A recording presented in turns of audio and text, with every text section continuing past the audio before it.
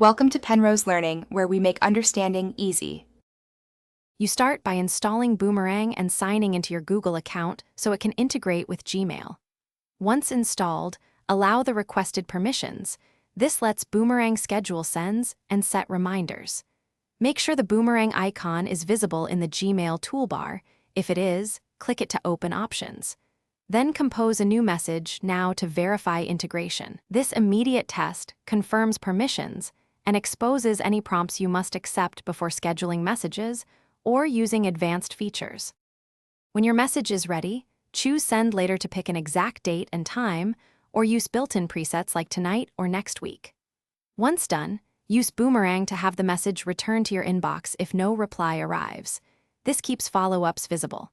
Make sure to explore recurring sends for repeating messages and configure reminders or follow-up rules while composing so automation handles timing. These steps reduce manual tracking and ensure important messages resurface when you need them most.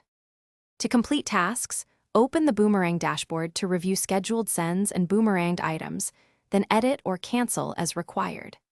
Make sure your Gmail time zone and notification settings match your intended send times. Mismatches cause apparent lateness. If things go wrong, like buttons not appearing or scheduling failing, re-authenticate Boomerang in your Google account first, then reinstall the add-on if needed. This simple troubleshooting step resolves most permission and sync errors, so your schedule. Thanks for watching. If this was helpful, leave a like and consider subscribing. See you next time.